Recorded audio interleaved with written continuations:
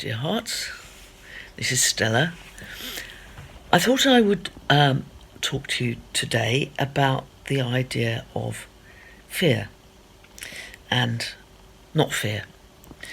We're living in very exciting times. Personally, I think I've been waiting for it for so long. I'm really, really happy that we are kicking off into a change of culture.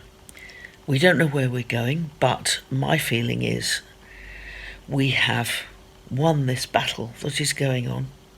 I'll talk about that more in a minute.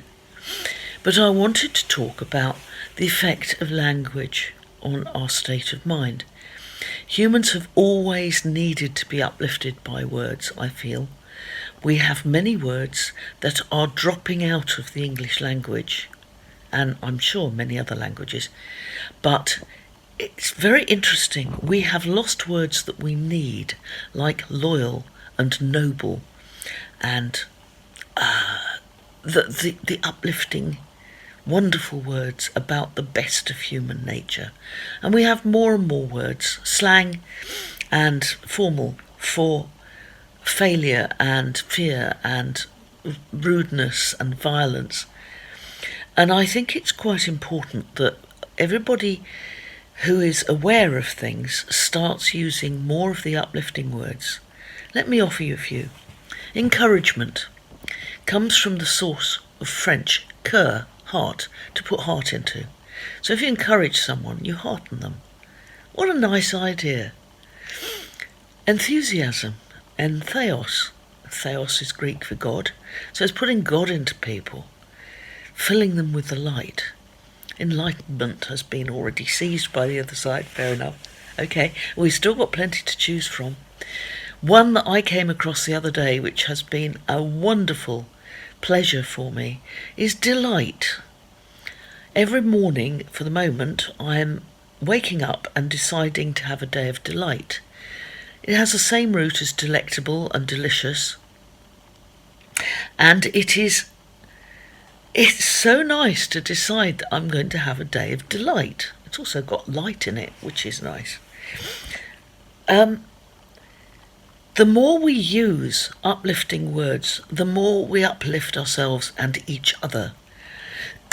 When you use fucking every other word, it doesn't help the energy exchange between people to be a good, lively, energetic, pleasing one. But just as it's really important to look for ways to praise people and encourage them, put heart back into them, so it's really important also to watch what words you use. Do you use dreary words all the time? Do you use adjectives which are down-putting? How are you? All right. What about, I'm feeling delighted. I'm feeling happy, cheerful, fulfilled, lively, energetic. There is no question, I think, that if you start using expressions like that, you feel better. Just as if you make yourself smile or laugh, there's a neurofeedback system which causes you to feel the way your face is moving or your laughter is moving. And one of the things about this, the growth of this strange, overarching, global, violating culture is its mean-spiritedness and its joylessness. You know, I note that this year fireworks are being taken away. More and more people are being told to say, oh, you know, it kills all the animals. The bees die, the horses frighten, the dogs cower under chairs. What's new? What's new? I mean, if you only looked at things like engine noise, the constant noise of motor engines, whether they're aeroplanes or cars or tractors or whatever's around you, that is very debilitating. Personally, I hate the sound of engines. I quite like the sound of fireworks, though. It's associated with excitement from my youth. And it's gradually being taken away, as are every joyous festival. The Puritans did this when they were trying to suppress the English Revolution. Did you know there was an English Revolution? Look it up, 1689, our glorious revolution, where we deposed the king and got rid of divine right of monarchs and put back in place a contractual arrangement with William of Orange and his partner Mary, which has been totally violated by our new would-be monarch. So contractually he isn't our monarch at all anymore. However, that's a digression. The words we use matter. The vibration of the words, all the way back from Sanskrit, which apparently it's the actual sounds, the vibration of the words in air that makes Sanskrit a sacred language. And I think it would be interesting to consider that all the words you use at all have more meaning than just intellectual. Think of the word susurration. That is the sound of wind in trees, particularly small leaf trees. We all know it. It is susurrating. It's a wonderful word. It's onomatopoeic. The word says what it is. And I think we do that more often than we know. I think we say what we mean.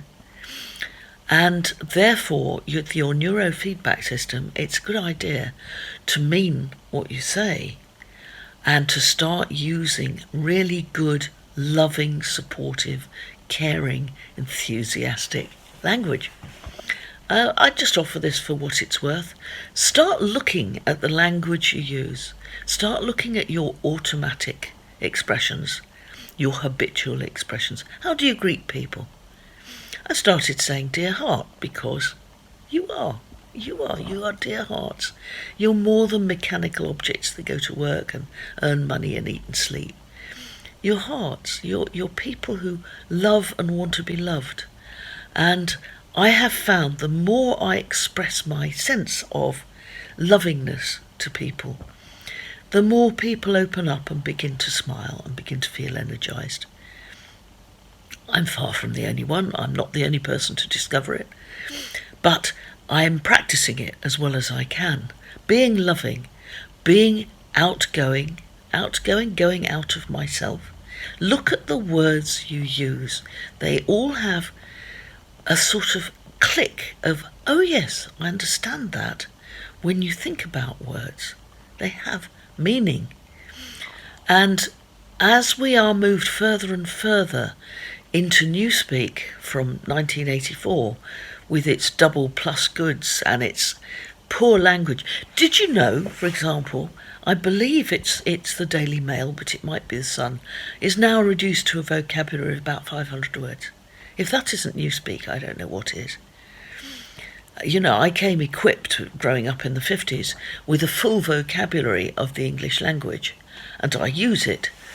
And I'm aware that a lot of the younger people actually don't know a lot of the words I use, and they get a bit befuddled, because when you come across a word you don't know, it cuts out your neural circuit for a moment or two while you try and deduce its meaning. Interesting. I'm not simplifying my language for people, though, because the sense of the meaning comes through its sound as well.